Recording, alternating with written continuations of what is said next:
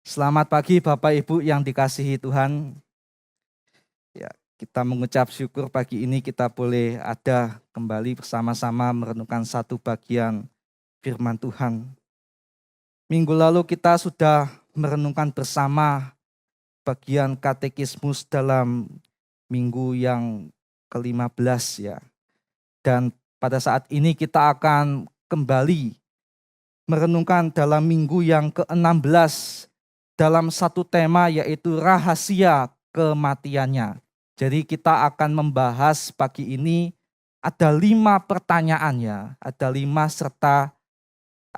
pertanyaan serta jawaban. Tapi kita akan fokus pada 2 pertanyaan saja nanti. Baik Bapak Ibu, ketika kita melihat dan membahas mengenai kematian Yesus, ada satu pertanyaan yang harus kita renungkan pada pagi hari ini, yaitu apakah rahasia kematian Yesus? Apakah rahasia kematian Yesus? Nah, untuk menjawab pertanyaan ini, kita perlu belajar bersama mengenai katekismus dalam minggu yang ke-16 ini. Untuk itu, mari bersama-sama kita akan melihatnya. Bapak Ibu, ketika kita membahas tentang kematian Yesus, saya itu teringat dengan satu novel ya.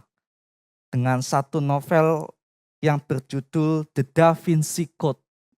Ya, bisa ditampilkan PPT-nya. Dengan ada satu novel yang berjudul The Da Vinci Code. Jadi selain novel ada filmnya juga ya. Novel ini ditulis oleh seorang bernama Dan Brown. Jadi di dalam novel itu dijelaskan bahwa Yesus itu sesungguhnya tidak benar-benar mati sesuai dengan apa yang dikatakan oleh firman Tuhan. Yesus itu tidak benar-benar mati. Dijelaskan bahwa Yesus itu adalah manusia biasa yang sama seperti kita.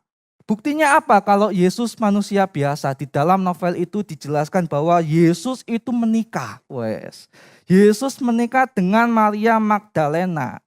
Lalu setelah menikah dia memiliki anak dan keturunan-keturunan yang lainnya, dan keturunan itu disebut sebagai cawan suci.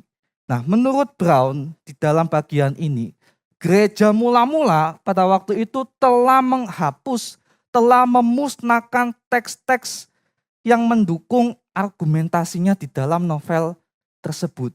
Sehingga orang-orang zaman sekarang itu melihat seolah-olah Kristus itu ilahi, seolah-olah Kristus itu Allah begitu ya. Karena dokumen-dokumen yang awalnya ditulis mengenai Yesus yang adalah manusia dan menikah itu sudah dihapus oleh gereja mula-mula. Nah, ini adalah pandangan yang keliru ya. Dan saya bisa katakan bahwa novel ini hanya sekedar fiksi, tidak nyata. Tidak ada bukti eksplisit yang mendukung argumen Dan Brown ini yang ia tulis di dalam novel yang berjudul The Da Vinci Code ini. Nah, kalau kita lihat melalui catatan katekismus Heidelberg kita dalam minggu yang ke-16, khususnya pertanyaan nomor 41. Mari kita akan baca secara bertanggapan. Pertanyaan nomor 41. Saya akan baca pertanyaannya. Bapak Ibu saudara-saudariku akan baca bagian jawabannya. Mengapa dia dikuburkan? Supaya dengan demikian ditegaskan bahwa dia telah benar-benar mati. Nah, ini adalah jawaban dari penulis katekismus Heidelberg. Dia berkata bahwa Yesus itu benar-benar mati. Buktinya apa? Buktinya ia dikuburkan. Jadi berita mengenai Kristus itu enggak mati, Kristus itu hanya manusia biasa dan lain sebagainya, itu adalah berita bohong.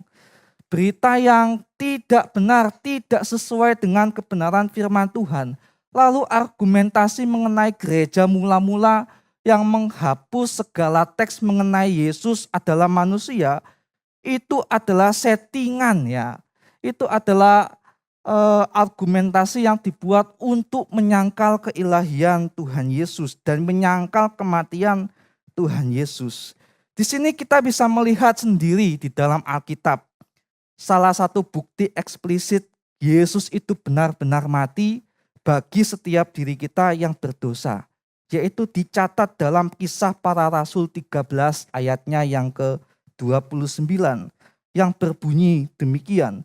Setelah mereka menggenapi segala sesuatu yang ada tertulis tentang dia, mereka menurunkan dia dari kayu salib, lalu membaringkannya di dalam kubur.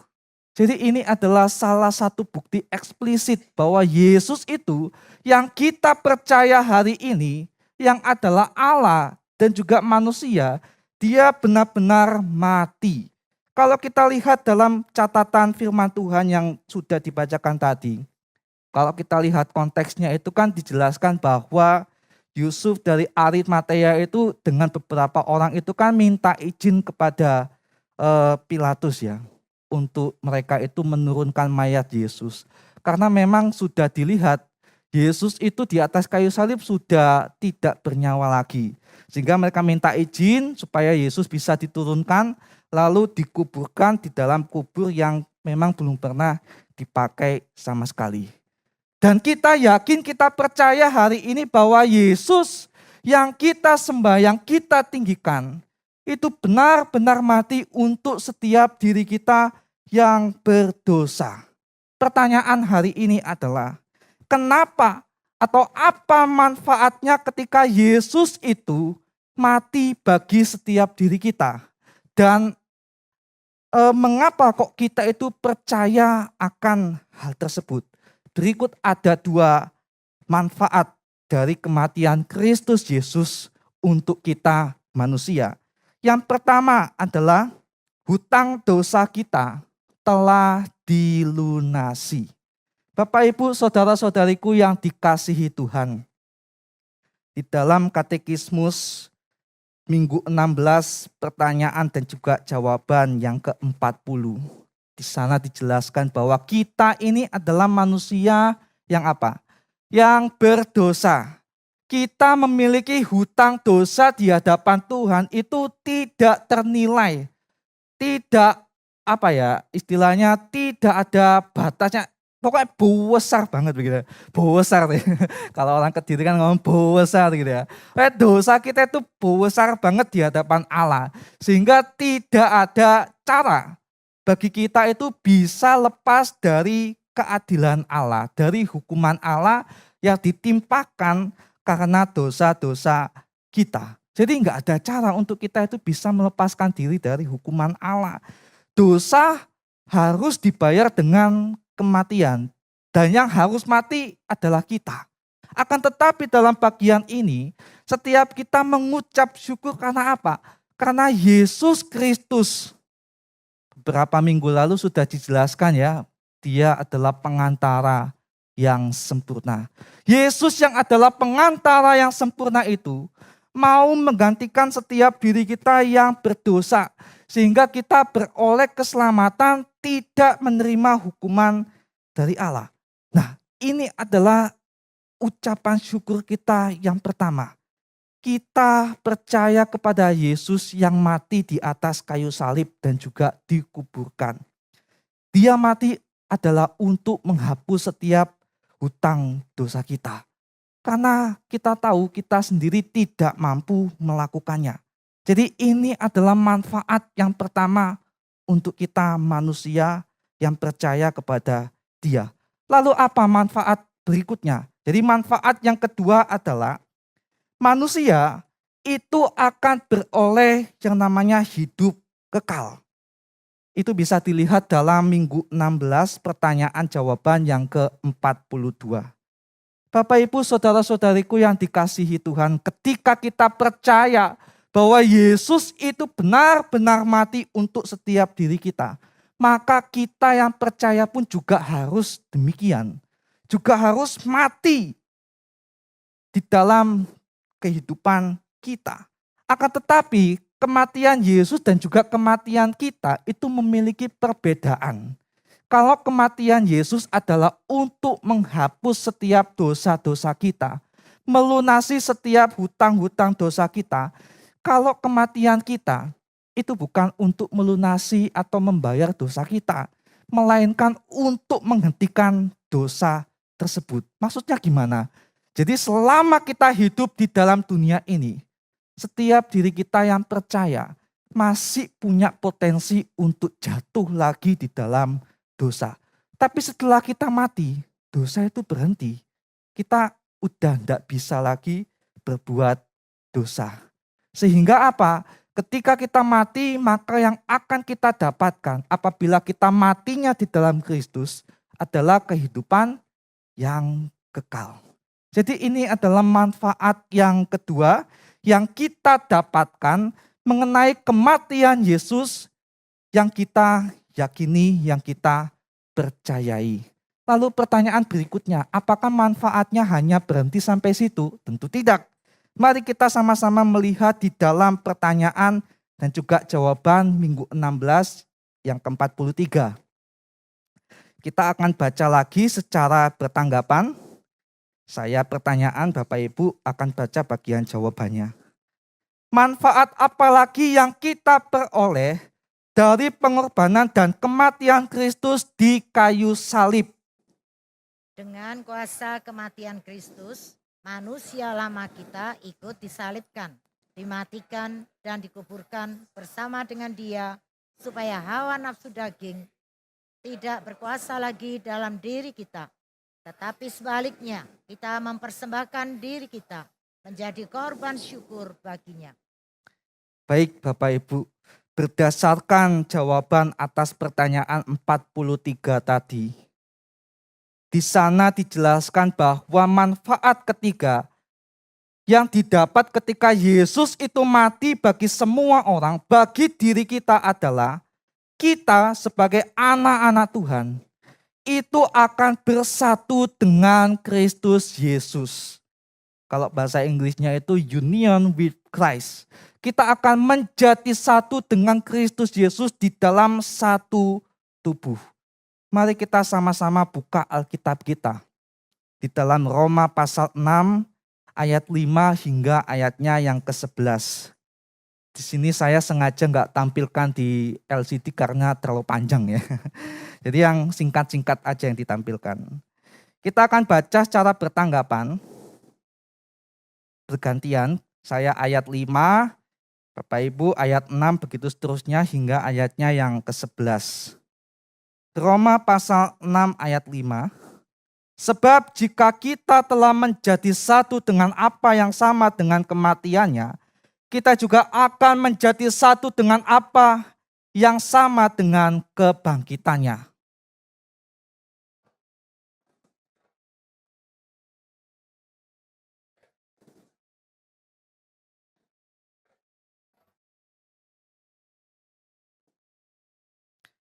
Sebab siapa yang telah mati, ia telah bebas dari dosa. Jadi jika kita telah mati dengan Kristus, kita percaya bahwa kita akan hidup juga dengan Dia. Karena kita tahu bahwa Kristus sesudah ia bangkit dari antara orang mati, tidak mati lagi, maut tidak berkuasa lagi atas dia. Sebab kematiannya adalah kematian terhadap dosa, satu kali dan untuk selama-lamanya. Dan kehidupannya adalah kehidupan bagi Allah. Demikianlah hendaknya kamu memandangnya, bahwa kamu telah mati bagi dosa, tetapi kamu hidup bagi Allah dalam Kristus Yesus. Amin. Demikian firman Tuhan. Bapak Ibu saudara-saudariku yang dikasihi Tuhan, berdasarkan teks yang sudah kita baca tadi, bersatu dengan Kristus, menjadi satu dengan Kristus dalam satu tubuh, memiliki arti bahwa semua orang itu harus serupa dengan Kristus. Harus serupa dengan Kristus baik dalam kematian dan juga kebangkitannya. Ketika Kristus mati Bapak Ibu, setiap orang juga harus demikian, juga harus mati. Akan tetapi mati dalam artian mereka harus menyalibkan Mereka harus mematikan, menguburkan manusia lama yang penuh dengan dosa, lalu hidup kepada manusia baru yang kudus, yang berkenan di hadapan Tuhan. Jadi mati di sini adalah kita menyalibkan segala kedagingan kita, segala hawa nafsu kita, mematikannya lalu menguburkannya, tidak mengingat-ingat lagi. Dan kita berbalik kepada hidup yang baru, yang sudah diubahkan oleh Tuhan. Bapak Ibu saudara-saudariku yang dikasihi Tuhan, mungkin setiap diri kita bertanya-tanya ya, kenapa?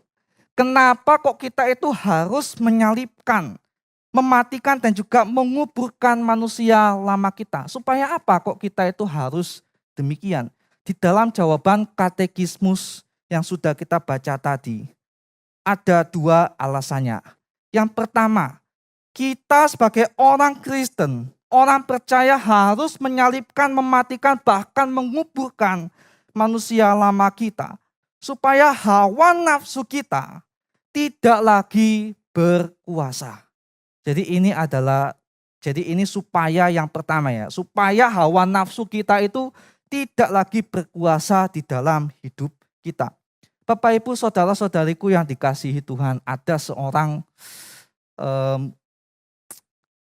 gembala begitu ya, pelayan Tuhan itu punya statement demikian. Ketika kita percaya kepada Yesus Kristus, kita dibaptis di dalam namanya, maka kita akan serupa dengan Dia. Artinya adalah kita tidak akan bisa lagi berbuat dosa. Potensi berbuat dosa di dalam hidup kita itu sudah tidak ada lagi. Ketika kita percaya, kita yakin, kita dibaptis di dalam nama Kristus Yesus. Kalau kita lihat berdasarkan catatan firman Tuhan, apakah benar statement dari gembala itu demikian? Apakah benar firman Tuhan mengajarkan bahwa setelah kita dibaptis, kita menjadi orang yang baru di dalam Kristus, maka kita itu sudah tidak mungkin lagi bisa berbuat dosa. Kalau kita lihat berdasarkan catatan firman Tuhan, tidak ada argumentasi mengenai hal tersebut. Tidak ada catatan yang mendukung statement tersebut. Di sini firman Tuhan justru berkata bahwa sekalipun kita itu sudah dikuduskan, sekalipun kita sudah bersatu dengan Tuhan Yesus di dalam satu tubuh, potensi kita untuk berbuat dosa itu masih ada. Buktinya ada di mana? Mari kita lihat bersama-sama dalam 1 Yohanes pasal 1 ayatnya yang ke-8. Di sana dikatakan bahwa jika kita berkata bahwa kita tidak berdosa, maka kita akan menipu diri kita sendiri dan kebenaran tidak ada di dalam kita. Jadi ini adalah realita kita Bapak Ibu. Ketika kita sudah dikuduskan, sudah disucikan, bukan berarti kita itu nggak bisa lagi berbuat dosa, masih bisa. Masih ada potensi untuk kita itu jatuh lagi di dalam dosa. Kalau nggak ada potensi jatuh di dalam dosa, ngapain kita tiap minggu datang kepada Tuhan, mengaku dosa di hadapan Tuhan? Ngapain Alkitab capek-capek nulis, mengingatkan kita itu harus menghindari dosa, harus melawan dosa dan lain sebagainya. Jadi sangat-sangat tidak masuk akal jika ada statement bahwa kita itu ketika sudah dikuduskan, kita tidak bisa lagi berbuat dosa. Bapak Ibu, setelah kita mendengar dan tahu akan realita ini, lantas apa yang kita lakukan selanjutnya? Ketika kita sebagai manusia baru yang kudus di hadapan Tuhan, dan kita tahu kita itu masih punya potensi untuk berbuat dosa, maka yang harus kita lakukan adalah mengendalikan diri kita sendiri, mematikan daging kita. Kita harus menghindari apa yang bisa membuat kita itu jatuh di dalam dosa. Ketika dosa itu datang, yang kita lakukan apa? Tidak memberi celah kepada dirinya. Dengan kita berbuat demikian, maka kita tidak akan lagi diperbudak oleh dosa, diperhamba oleh dosa. Mari kita lihat catatan dalam Roma pasal 6 ayat 12. Di sana Paulus berkata, sebab itu hendaklah dosa jangan berkuasa lagi di dalam tubuhmu yang fana, supaya kamu jangan lagi menuruti keinginannya. Sudah jelas ya bahwa kita sebagai manusia harus melawan dosa. Jangan memberi celah kepada dosa ketika dosa itu datang di dalam kehidupan kita. Supaya jangan ada di antara kita yang diperbudak dan diperhamba lagi oleh dosa. Bapak Ibu saudara-saudariku yang dikasihi Tuhan, ada satu cerita. Seorang pelayan Tuhan, sebut saja namanya itu Mike ya. Mike ini adalah seorang pelayan Tuhan di gereja. Teman-temannya melihat itu, dia ini adalah seorang yang sudah lahir baru, yang sudah dikuduskan. Hal tersebut dibuktikan ketika ia melayani di mimbar. Akan tetapi dalam kehidupan sehari-hari, apa yang dijalani oleh Mike itu tidak sesuai dengan apa yang terjadi di atas mimbar. Jadi istri dari Mike ini pernah mendapati dia itu menggoda wanita lain. Menggoda wanita lain. Sehingga ketika hal tersebut sudah terjadi, istrinya menggugat cerai kepada Mike ini. Akan tetapi yang dilakukan oleh Mike justru ia memohon kepada istrinya, tolong ojo cerai saya gitu ya. Jangan cerai dulu, tolong maafkan aku dan kasih kesempatan aku supaya aku itu bisa berubah. Supaya aku itu bisa menjadi pribadi yang lebih baik daripada sebelumnya. Nah, singkat cerita, istri dari Mike ini memberi kesempatan kepada dia supaya dia itu bisa berubah, bisa mengaku dosa di hadapan Tuhan. Setelah berjalan beberapa waktu, ternyata didapati lagi Mike itu sedang menggoda wanita lain. Sehingga yang terjadi adalah gugatan cerai dan proses perceraian tidak bisa dihindari. Dan akhirnya adalah mereka berpisah satu dengan yang lainnya. Dari cerita singkat ini Bapak Ibu, apa yang bisa kita pelajari? Apa yang bisa kita lihat?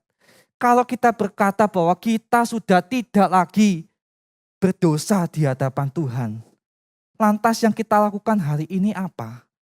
Kemarin kita berbohong, kemarin kita mencuri, kemarin kita tidak jujur dan lain sebagainya. Apa hal tersebut begitu ya? Dapat dijelaskan bahwa Mike ini adalah orang yang tidak sungguh-sungguh berubah di hadapan Tuhan. Ketika Alkitab berkata bahwa ia harus menyerahkan diri secara total di hadapan Tuhan. Tidak lagi diperbudak oleh dosa, tetapi ia masih diperbudak, masih cinta dengan dosa. Mari kita merefleksikan cerita ini dalam kehidupan kita. Mari kita bertanya kepada diri kita sendiri. Apakah sampai sekarang ini kita itu masih diperbudak oleh dosa atau tidak? Kalau ada hal tersebut masih ada di dalam kehidupan kita, mari kita mohon ampun kepada Tuhan. Tuhan ampuni aku. Aku mau berubah. Aku mau menjadi pribadi yang lebih baik. Memang tidak mudah. Dalam prosesnya akan ada jatuh bangun. Tapi kalau kita percaya, kita menyerahkan diri sepenuhnya ke dalam tangan Tuhan dan memberikan Roh Kudus memimpin setiap diri kita, maka akan ada progres yang terjadi di dalam kehidupan kita. Jadi ini adalah manfaat atau alasan pertama. Mengapa kok kita itu sebagai manusia harus mematikan daging kita, hawa nafsu kita, dan menguburkannya. Supaya hawa nafsu itu tidak lagi memperbudak setiap diri kita.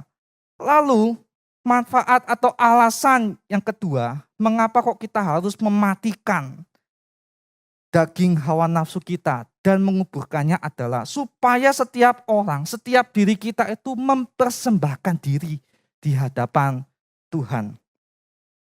Mari kita lihat dalam catatan firman Tuhan, Roma 12 ayat 1 yang berbunyi demikian.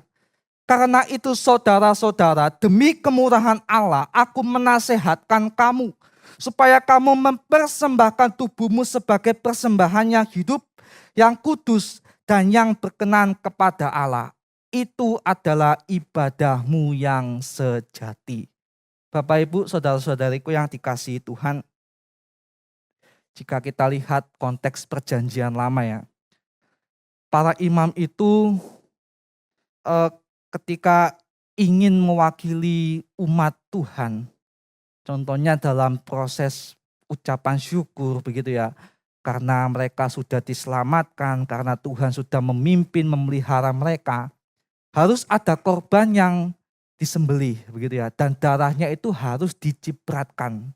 Dengan demikian ucapan syukur mereka itu boleh meluap di hadapan Tuhan. Jadi harus ada yang dipersembahkan. Nah, Paulus dalam bagian ini juga bicara hal yang sama. Akan tetapi bicara dalam realita yang sebenarnya. Bahwa orang percaya yang sudah diselamatkan, yang sudah dikuduskan oleh Kristus Yesus, yang sudah mematikan dan juga menguburkan hawa nafsu, itu mereka harus mempersembahkan diri supaya ibadah yang sejati itu boleh ada di dalam kehidupan mereka. Bapak Ibu, ketika kita bicara mengenai ibadah yang sejati, apa itu ibadah yang sejati? Kalau kita bicara mengenai ibadah, yang kita ingat pertama apa? Datang ibadah hari Minggu di dalam gereja. Lalu kita bersekutu, ngomong satu sama lain. Kita memuji Tuhan, berdoa, mendengarkan firman, memberikan persembahan, dan lain sebagainya. Itu yang kita tahu. Akan tetapi Paulus dalam bagian ini tidak bicara mengenai hal yang demikian. Tidak bicara tentang ibadah secara ritual. Tetapi bicara mengenai persembahan.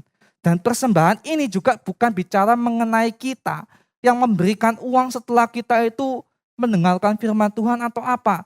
Tapi bicara mengenai diri kita ini loh. Diri kita yang harus secara penuh diberikan kepada Tuhan. Sebagai persembahan yang hidup, yang berkenan, yang kudus di hadapan Tuhan. Jadi Paulus bicara mengenai hal tersebut. Persembahan kepada Allah adalah bagaimana diri kita ini harus diberikan secara total kepada Allah.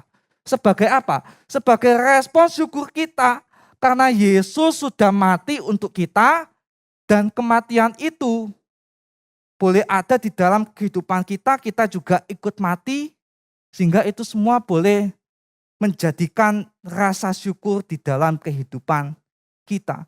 Terkadang ketika kita bicara mengenai persembahan kehidupan kita, apa yang kita lakukan sekarang ini? Apa yang sudah kita lakukan di hadapan Tuhan sebagai orang yang mempersembahkan diri di hadapan Tuhan? Kalau kita bicara mengenai persembahan pelayanan contohnya begitu ya. Terkadang pelayanan saja itu yang harus melayani secara total itu hamba Tuhan begitu ya. Hamba Tuhan, majelis, penatua dan lain sebagainya, pengurus begitu ya.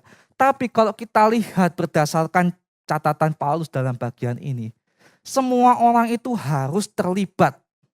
Terlibat dalam pelayanan, terlibat dalam mempersembahkan diri di hadapan Tuhan. Jadi tidak hanya hamba Tuhan, tidak hanya penatua, tidak hanya pengurus atau orang-orang yang biasanya melayani di gereja. Ini adalah tugas kita semua. Dengan demikian, dengan kita memberikan diri kepada Tuhan, maka rasa syukur itu akan meluap-luap dan itu boleh menjadi dupa yang harum di hadapan Tuhan. Sehingga itu juga boleh menjadi ibadah kita yang sejati. Bapak, Ibu, saudara-saudariku yang dikasihi Tuhan, itu adalah manfaat atau alasan yang kedua mengapa kok kita itu harus mematikan, menguburkan hawa nafsu kedagingan setiap diri kita. Kita akan lanjut di dalam pertanyaan dan juga jawaban nomor 44 di minggu yang ke-16. Saya akan baca pertanyaannya, Bapak Ibu akan baca bagian jawabannya. Mengapa ditambahkan kata-kata turun ke dalam kerajaan maut? Supaya dalam godaan-godaan yang paling sengit sekalipun, aku mendapat keyakinan dan hiburan yang sungguh-sungguh bahwa Tuhanku Yesus Kristus telah melepaskan aku dari ketakutan dan kesakitan neraka. Oleh ketakutan, nestapa, kegentaran, dan siksa neraka yang tidak terkatakan yang telah dideritanya selama masa sengsaranya, teristimewa di kayu salib. Bapak Ibu saudara-saudariku yang dikasihi Tuhan, di dalam pengakuan iman rasuli yang sudah kita bacakan tadi kan dijelaskan bahwa Yesus mati dan juga dikuburkan. Lalu dalam kalimat selanjutnya itu dijelaskan bahwa ia turun ke dalam kerajaan maut. Apa yang dimaksud dengan ia turun ke dalam kerajaan maut? Salah satu pandangan begitu ya. Mereka menjelaskan bahwa arti dari Yesus itu turun ke dalam kerajaan maut adalah bagaimana ia pergi ke dalam neraka untuk memproklamirkan kemenangannya atas maut. Jadi teori ini disebut Yesus Victor, Yesus menang. Yesus turun ke dalam kerajaan maut untuk memproklamirkan kemenangannya. Tapi kalau kita lihat berdasarkan catatan John Calvin dan juga catatan tradisi reform kita, maksud dari Yesus turun ke dalam kerajaan maut itu bukan demikian. Melainkan apa? Dia dari tempat yang tertinggi, yaitu surga, tempat di mana ia bertata. Dia dengan kasihnya itu mau turun ke dalam dunia yang penuh dengan dosa. Bukan hanya turun, dia itu menjadi sama dengan setiap diri kita. Tidak memiliki hak asasi, direndahkan, diremehkan, diejek, ditolak, dan lain sebagainya. Jadi dia menjadi sama dengan setiap diri kita. Intinya adalah ia ikut merasakan segala penderitaan kita sebagai manusia. John Calvin juga pernah menjelaskan bahwa penderitaan Yesus itu enggak berhenti. Ketika ia turun kan ia menderita. Jadi menderita itu sejak dia itu lahir. Dia sudah menderita. Tidak ada hak asasi yang dimiliki. Bahkan ketika tumbuh dewasa diejek, ditolak dan lain sebagainya. Penderitaannya itu enggak berhenti hanya pada titik itu. Tapi penderitaannya berlanjut hingga pada ia ada di atas kayu salib. Jadi pada puncaknya penderitaan itu, dia itu ada di atas kayu salib. Dia merasakan penderitaan yang sangat luar biasa.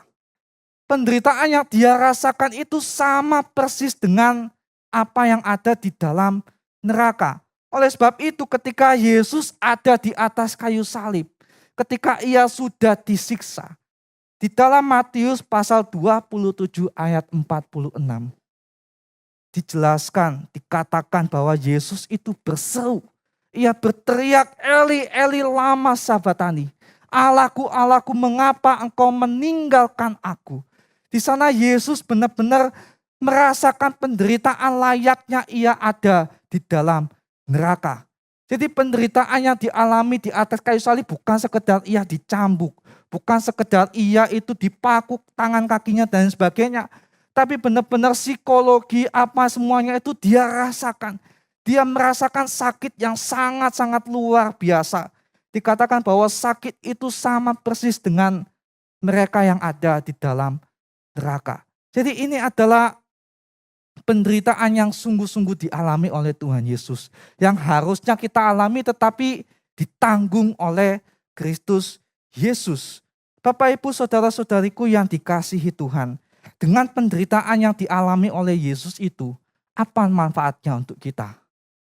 Di sini dijelaskan bahwa manfaatnya untuk kita adalah kita menjadi orang yang dihiburkan.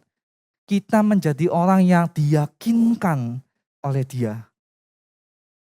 Mungkin sebagian dari kita pernah berpikir bahwa aduh ya apa ini, kalau aku nanti masuk neraka gimana? Aku akan mengalami siksa neraka yang luar biasa begitu gimana ya? Mungkin ada di antara kita yang punya pikiran demikian.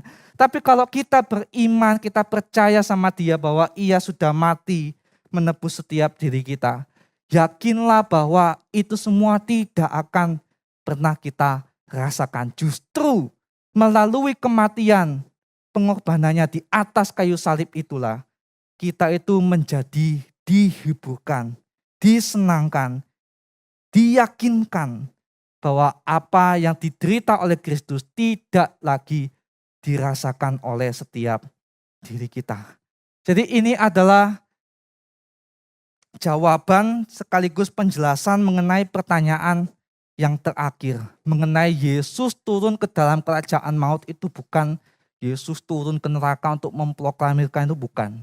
Tapi bagaimana ia dari atas surga turun menjadi manusia sama seperti kita menderita.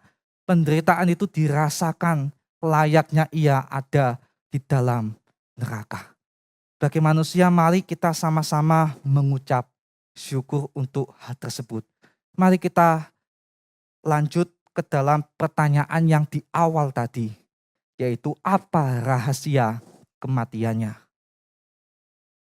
Mari kita baca sama-sama mengenai apa rahasia kematiannya. 1, 2, 3. Rahasia kematian Yesus adalah bagaimana ia telah mati dan dikuburkan. Kematiannya membawa 3 manfaat bagi manusia, yaitu hutang dosa kita telah dilunasi. Kita juga akan beroleh kehidupan kekal dan bersatu dengan Kristus Yesus dalam satu tubuh. Kematiannya juga mengingatkan kita akan hukuman Allah yang telah ditanggung oleh Dia, sehingga itu boleh menghibur setiap kita. Jadi jangan kita sekali-kali melupakan momen kematian Kristus, karena di dalam kematiannya ada rahasia yang tersimpan, yang itu bermanfaat bagi setiap diri kita. Setelah kita mendengarkan, merenungkan firman Tuhan ini, lantas apa respon kita pada pagi hari ini? Mari kita baca bersama-sama respon yang harus kita lakukan di dalam kehidupan kita setelah kita mendengarkan firman Tuhan ini. 1, 2, 3. Percaya bahwa hanya Dialah satu-satunya pengantara kita yang sempurna. Jauhi manusia lama dan hidup sebagai manusia baru. Serta persembahkan seluruh hidup kita sebagai respons syukur atas anugerahnya. Mari kita berdoa.